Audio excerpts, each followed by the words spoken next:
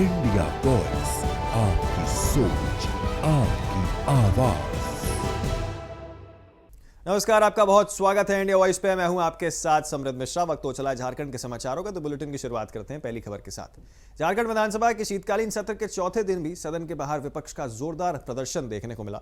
BJP ने आदिवासियों के मुद्दे को प्रमुखता से उठाया और यहां पर सरकार पर आरोप लगाया कि उन्हें आदिवासी के हित में किए गए वादों को अब तक पूरा नहीं किया है। बीजेपी नेताओं ने कहा कि क्या हुआ तेरा वादा की तख्ती लेकर यहां पर विरोध दर्ज करते हुए फिलहाल नजर आए और सरकार से सवाल किया है कि आदिवासियों के लिए किए गए वादे कब पूरे होंगे।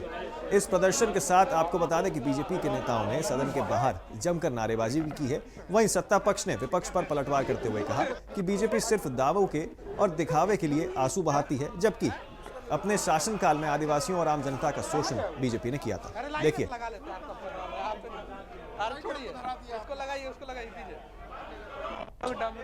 किसानों को जिस तरह से इन लोगों ने धोखा दिया, धान खरीदारी नहीं हो रहा है, युवाओं के साथ जिस तरह से छल हुआ है और बढ़ते अपराध पे जो ग्राफ बढ़ा है उस पे भी कंट्रोल करना है। और हर काम, विभागीय काम बिल्कुल कहा जाए तो रुक गया है। हम लोग बिल्कुल मायूस हो गए हैं। विधानसभा में जाते हैं तो जनता उम्मीद लगा के बैठी हुई है कि कब रोड का काम कंप्लीट होगा, बिल्डिंग का काम कंप्लीट होगा, कि किसी का आयुष्मान कार्ड से इलाज नहीं हो रहा है, किसी का मैया योजना बिल्कुल छोटा छोटा टूटी बटाकर बंद कर दिया गया है, विधवा पेंशन बंद है, वृद्धा पेंशन बंद है। तो मतलब कमियां ही कमियां हैं। उस मुद्दे को लेकर हम लोग जारी रखेंगे अपने मांग को जब तक सही विधि व्यवस्था। कहाँ बोलने दिया जा रहा है? हम लोग बोलते तब तो मतलब कुछ मौका मिलता, बहुत कम। अब कल एक दो विधायक जन हमारे बोले और 2-3 दिन तो आप देखे ही हैं कि किस तरह से हम लोग को लड़ना पड़ा, हमारे बातों को दरकिनार किया जाता है।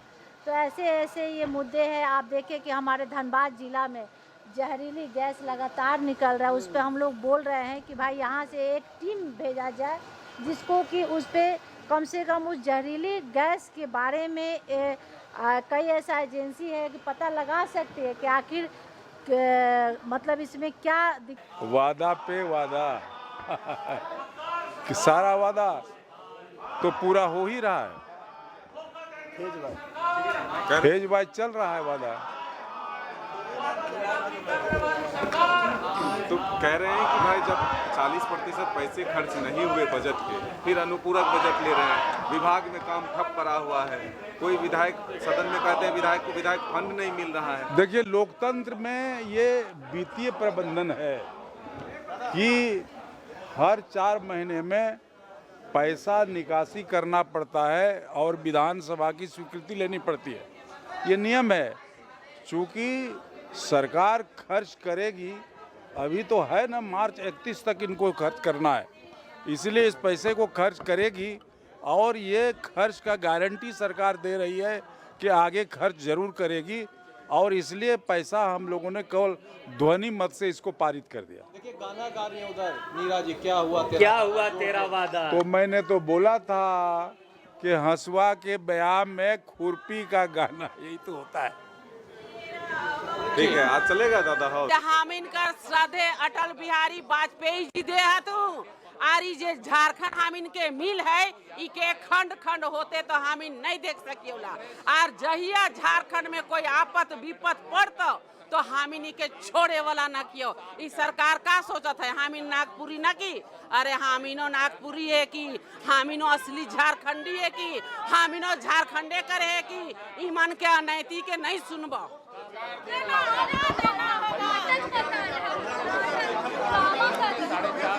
अरे उमन के तो ड्रामा भी करे के नहीं आवेला। उमन तो सोचे ना कि हम इनके हाथी कर जोड़ फेविकोल मिल जाए, कुर्सी से आप कोई हटा नहीं सके ना। ईमन के मालूम नहीं कि जनता सीधा साधा भोला भाला तो हथी, लेकिन उतना बुद्धू नखती। आप झारखंड कर जनता तेज हो जाए हथी, सब जानती ना कि हमारा अधिकार काहे के से लूट के ले। कांग्रेस, जेएमएम, आरजेडी 2024 के चुनाव में संकल्प पत्र, जो गठबंधन का संकल्प था, और 1 वोट 7 गारंटी उन्होंने जनता से वादा किया था, और सातों का सातों गारंटी उन्होंने जनता से जो वादा किया उसको धोखा देने का काम किया। इसी विषय पर आज हम लोग सदन के बाहर सरकार से मांग रख रहे हैं और कल सदन के अंदर मैंने सभी बातों को बिंदुवार क्रमशः सरकार से जवाब मांगा था। प्रियंका गांधी वाड्रा जी का स्पीच को सुना, आप लोगों ने प्रियंका गांधी जी का स्पीच को सुना सदन में। क्या कहा उन्होंने कि हम लोग जनप्रतिनिधि हैं, कलाकार नहीं। कलाकारों की ये संगठन है, कलाकारों की ये समिति है और कलाकार तो खैर छोड़िए, ड्रामेबाज हैं ये लोग और सदन में केवल ड्रामा करते हैं। इसी गीत को बोलिए रिकॉर्डिंग। किसानों जमशेदपुर पुलिस ने 7 दिसंबर को सीतारामडेरा में हुई चोरी कांड का खुलासा कर 3 पुरुष और 1 महिला को गिरफ्तार किया। आपको बता दें, बारद्वारी निवासी अमित सोलंकी के घर से सोने चांदी के आभूषण चोरी हुए थे। जांच में पहले आलोक मुखी पकड़ा गया था, जिसके बाद यहां पर आपको बता दें कि निशानदेही पर उसकी बहन ज्योति और जीजा धीरज तांती को भी यहां पर गिरफ्तार किया गया। चोरी के आभूषण खरीदने वाले सुनील कुमार को भी यहां पर जो है पकड़ लिया गया है। इसी के साथ आपको बता दें कि यहां पर सुनील कुमार प्रसाद को भी पुलिस ने पकड़ लिया। पुलिस ने चोरी का 100% सामान बरामद कर लिया है।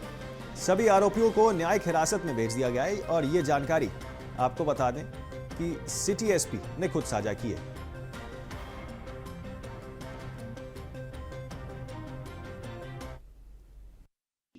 दिनांक 7 दिसंबर 2025 को सीताराम डेरा थाना क्षेत्र अंतर्गत श्री अमित सोलंकी जी के घर में एक चोरी की घटना हुई थी। इसमें जो अमाउंट था वो ओवर 10 लाख इन्वॉल्व था। तो इसके सीरियसनेस को हमने देखते हुए एक एसआईटी का गठन किया था, जिसको लीड कर रहे थे डीएसपी हेडक्वार्टर 1 भोला प्रसाद और इसमें अहम भूमिका थी सीताराम डेरा थाना प्रभारी निरंजन की। इसमें जब हमने टेक्निकल इंटेलिजेंस जो सीसीटीवी था, बाकी कुछ हमारे पास जो टेक्निकल ये मींस अवेलेबल थे और ह्यूमन इंटेलिजेंस के बेसिस पे। तो फिलहाल एक बहुत छोटे से ब्रेक के लिए रुक रहे हैं। आप कहीं ना जाए, बने रहें सिर्फ इंडिया वॉइस के साथ। ब्रेक के बाद जो है फिर एक बार आपका स्वागत है। आगे बढ़ते हैं बाकी खबरों की ओर। खबर चाईबासा से है, जहां जगन्नाथपुर थाना क्षेत्र में एक महिला के साथ साइबर अपराधी ने धोखाधड़ी और ब्लैकमेलिंग की घटना को अंजाम दिया है। आरोपी ने लॉकडाउन के दौरान फेसबुक, इंस्टाग्राम और व्हाट्सएप के जरिए पीड़िता से संपर्क किया था और शादी का वादा किया था, लेकिन बाद में शादी से इनकार कर दिया और जिसी की वजह से ये पूरा मामला अब सामने निकल के आया। इसके बाद युवक ने पीड़िता के आपत्तिजनक फोटोग्राफ को सोशल मीडिया पर वायरल कर दिया और डिलीट करने के बदले 5 लाख रुपए की मांग की थी। पैसे ना देने पर उसने फोटोग्राफ्स को सोशल मीडिया पर पोस्ट कर दिया, जिसके बाद पीड़िता ने पुलिस में शिकायत दर्ज कराई थी, जिसके बाद पुलिस ने त्वरित कार्रवाई करते हुए आरोपी को औरंगाबाद जिले से गिरफ्तार कर लिया है और उसके पास से पीड़िता के फोटोग्राफ्स वाली स्मार्टफोन को भी बरामद कर लिया है। जगन्नाथपुर थाना अंतर्गत एक पीड़िता के साथ अभियुक्त मोहम्मद शमशेर अली उर्फ मोहम्मद शमशेर आलम, उम्र करीब 39 वर्ष, पिता स्वर्गीय जमालुद्दीन, ग्राम बाटुरी, पोस्ट विक्रमपुर, थाना कसमा, जिला औरंगाबाद के द्वारा पीड़िता के मोबाइल से बातचीत चलते रहता था और दोनों के बीच में दोस्ती हो गया। दोस्ती होने के बाद अभियुक्त द्वारा पीड़िता को शादी का प्रलोभन दिया और उसके साथ आपत्तिजनक फोटो को खींच लिया था। बाद में जब अभियुक्त शादी कर दूसरे लड़की से शादी कर लिया तो पीड़िता को जानकारी मिलने के बाद पीड़िता शादी करने के लिए दबाव देने लगी। तो पीड़िता को 5 लाख रुपया फोटो डिलीट करने के नाम से ब्लैकमेल करने लगा।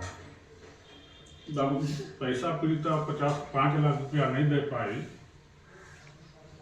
तो वीडियो वायरल करने का धमकी दिया गया। तब पीड़िता लास्ट में जगन्नाथपुर थाना आके एक लिखित आवेदन दी और जिसके आधार पर जगन्नाथपुर थाना में कांड संख्या 7335 दिनांक 4/12/2025 धारा 7/308 सब 3-5 BNS एवं 66 67/67 के IT 2000 के अंतर्गत अभियुक्त मोहम्मद शमशेर अली के खिलाफ केस दर्ज किया गया। खबर जामताड़ा से है, जहां के सुपायडीह पंचायत के भांजी केंद्र गांव में एक गरीब किसान के धान के ढेर में अचानक आग लग गई। आग इतनी तेज थी कि कुछ ही मिनटों में सारा धान जलकर राख हो गया। हालांकि गांव वालों ने मिलकर आग पर काबू पा लिया, लेकिन अब तक भारी नुकसान हो चुका था। किसान आर्थिक रूप से कमजोर है और उसके पास यही धान उसके साल भर की मेहनत का मुख्य स्रोत है। घटना के बाद ग्रामीणों ने प्रशासन को सूचित किया और मुआवजे की उम्मीद जताई है। वार्ड समस्त आपको बता दें कि यहाँ पर जो है लगातार मांग की जा रही है। और इसी के साथ वार्ड सदस्य अलाउद्दीन अंसारी ने कहा कि आग से सलीम का पूरा धान नष्ट हो गया था और सरकार से उचित मुआवजे की मांग यहाँ पर की जा रही है। प्रशासन से मदद की उम्मीद जताई जा रही है।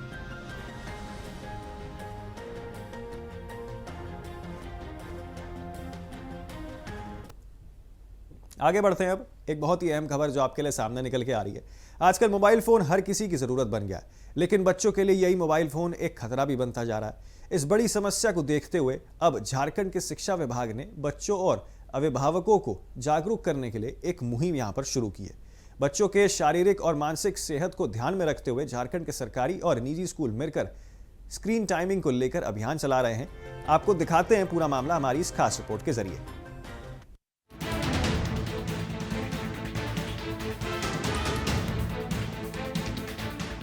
मोबाइल फोन का अधिक इस्तेमाल बच्चों की मानसिक सेहत पर सीधा असर डाल रहा है। स्क्रीन पर ज्यादा समय देने से बच्चों की एकाग्रता कमजोर होती जा रही है। बच्चे चिड़चिड़े और गुस्सैल हो रहे हैं और पढ़ाई से उनका ध्यान भटकने लगा है। इन्हीं गंभीर समस्याओं को देखते हुए झारखंड में स्कूलों ने खास पहल की है। कई स्कूलों में मोबाइल के दुष्प्रभाव को समझाने के लिए अलग काउंसलिंग पीरियड बनाए गए हैं, जहां बच्चों को स्क्रीन टाइम के नुकसान के बारे में समझाया जा रहा है। हम लोग ना स्कूल में अभी स्पेशली जूनियर स्टूडेंट्स को हम लोग क्लास भी दिया, मोबाइल का यूसेज कम करना है। फिर हमारा we have class assembly every week. So class assembly we have given the topic healthy habits for an online world. So बच्चे ना वो इसके अनुसार असेंबली भी कंडक्ट किया, काउंसलिंग मैम भी है, बच्चे को पर्सनली काउंसलिंग भी किया। फिर हम लोग टीचर्स मीटिंग और पेरेंट्स को बोला था you have to give mobile only with the presence of parents भी देखना चाहिए क्या क्या बच्चे लोग देख रहे हैं। फिर कई अभी कोविड के बाद में बच्चे ने पेरेंट्स को भी बोलते हैं टीचर्स नोट सेंड किया, ऐसे ऐसे बोलते हैं, but we already told we are not sending any notes through mobile.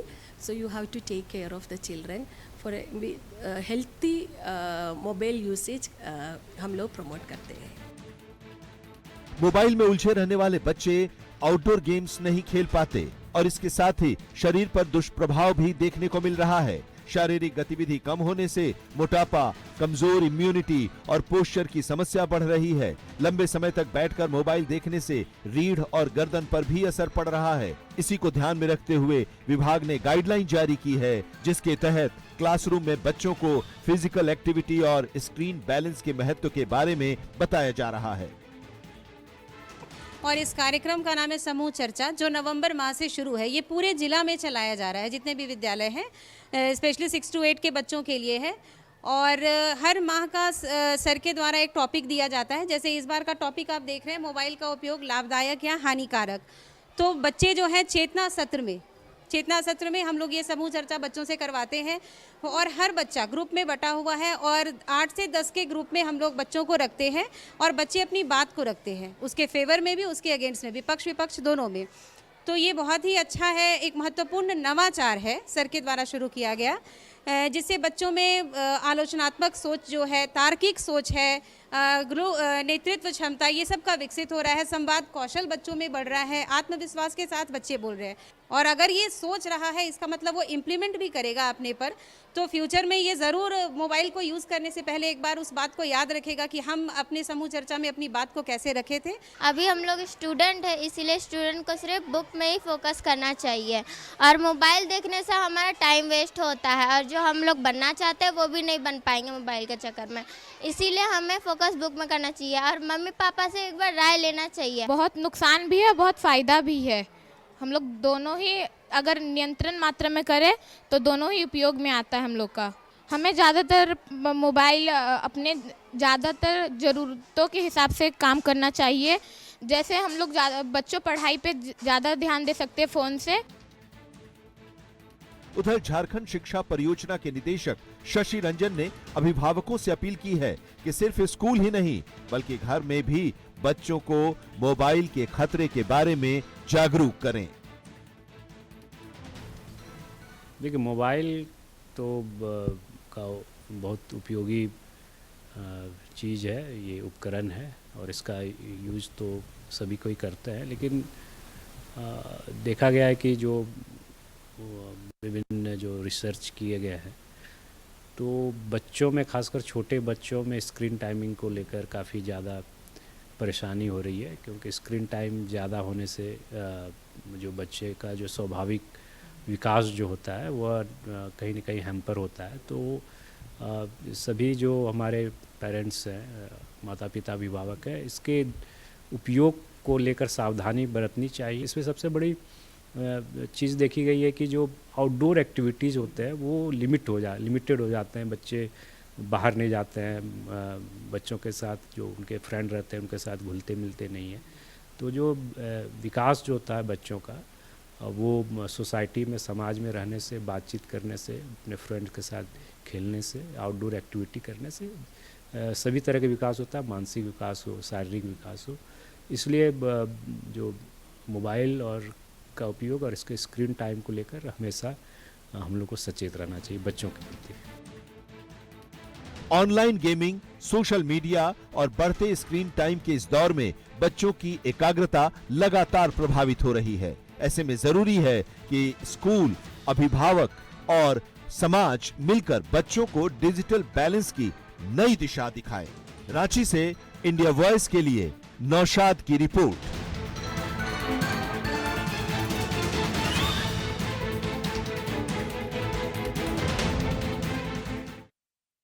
आगे बढ़ते हैं अगली खबर की ओर। खबर जो है वो जमशेदपुर से है, जहां के आजादनगर थाना की पुलिस ने डीएसपी के सहयोग से एक बड़े मादक पदार्थ के कारोबार का पर्दाफाश किया है। पुलिस ने 27 बोतल प्रतिबंधित कफ सिरप के साथ आरोपियों, जिसमें एक नाबालिग भी शामिल था, उसको गिरफ्तार किया है।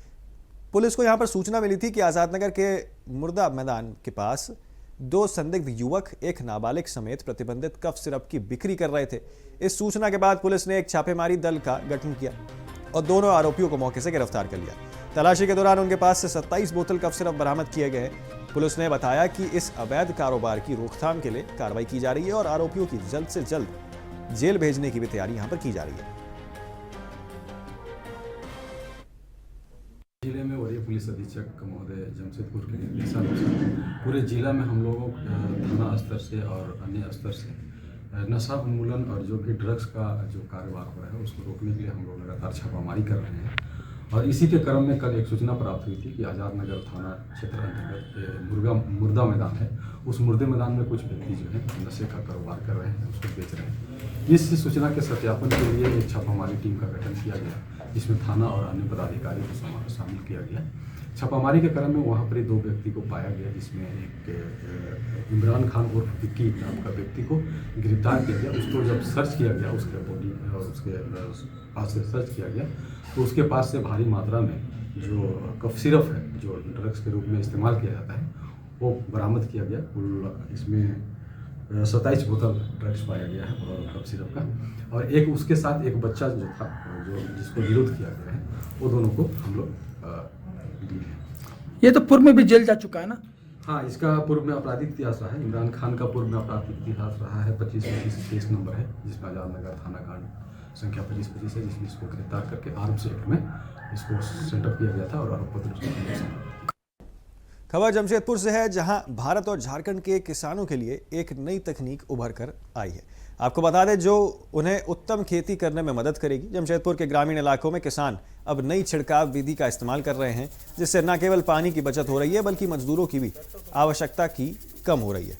इस तकनीक के माध्यम से सोलर पैनल के माध्यम से सिंचाई की जा रही है और पतली पाइपों के जरिए खेतों में पानी का छिड़काव भी किया जा रहा है। किसान इस तकनीक से खेतों को और आसान बनाते जा रहे हैं, साथ ही बड़ी बचत की भी यहाँ पर आशंका जताई जा रही है। हालांकि किसानों का कहना है कि यदि सरकार बोरिंग की सुविधा मुहैया कराए तो खेती और भी सुलभ हो सकेगी, क्योंकि पानी की कमी के कारण थोड़ी कठिनाई का सामना यहाँ पर करना पड़ता है।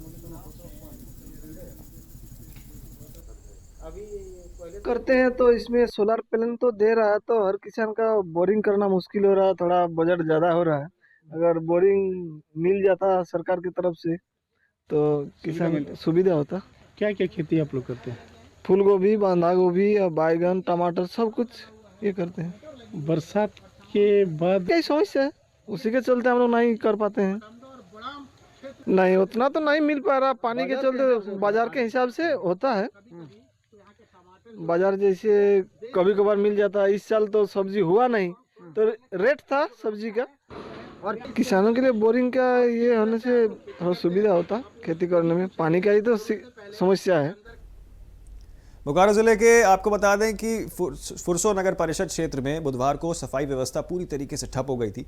सुविधा न्यूनतम मजदूर लागू करने और वाहन मरम्मत जैसी मांगों को लेकर सफाई कर्मचारी और वाहन चालक अनिश्चितकालीन हड़ताल पर बैठे हुए हैं। कर्मचारियों का कहना है कि 27 दिसंबर और 5 नवंबर को हुई बैठकों में उन्हें विभिन्न आवश्यकता जो है वो मिला था, आश्वासन मिला था, लेकिन उसके बावजूद भी अब तक की किसी भी मांग पर यहाँ पर अमल नहीं किया गया है। कर्मचारियों ने स्पष्ट चेतावनी दी है कि अब वे मौखिक आश्वासन नहीं बल्कि सभी मांगों का लिखित आश्वासन और आदेश चाहते हैं। उन्होंने PMV solid waste management company पर आरोप लगाया है कि मजदूरों की समस्याओं को गंभीरता से नहीं लिया जा रहा है। न्यूनतम मजदूरी भुगतान लंबी है और कोई भी अनुरोध नहीं किया जा रहा है।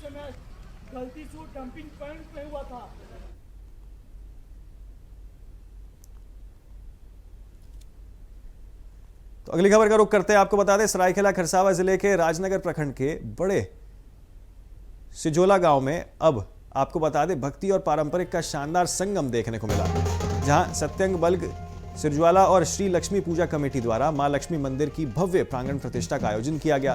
कार्यक्रम की शुरुआत कुंवारी कन्याओं की आकर्षक कशल यात्रा से हुई थी, जहां पर आपको बता दें जिसमें कन्याओं ने खड़िया बांध से भरकर यहां पर पारंपरिक वेशभूषा में पूरे उत्साह के साथ मंदिर तक यात्रा को निकाला। मंदिर पहुंचने के बाद पुजारी दिलीप पंडा, किशोर नंद और गणेश पंडा ने वैदिक मंत्रोच्चारण और विधि विधान के साथ प्राण प्रतिष्ठा संपन्न कराया। पूजा के उपरांत भक्तों को खीर और खिचड़ी का प्रसाद वितरित भी किया गया, जिसमें पूरा माहौल श्रद्धा और उत्साह से भर गया था। ग्रामीणों के अनुसार लगभग 40 साल बाद गांव का सपना साकार हुआ है।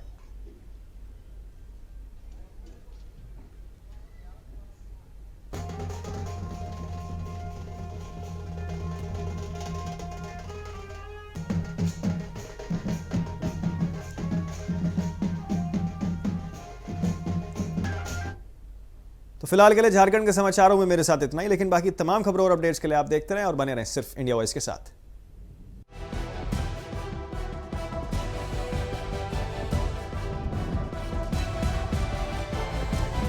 इंडिया वॉइस, आपकी सोच, आपकी आवाज।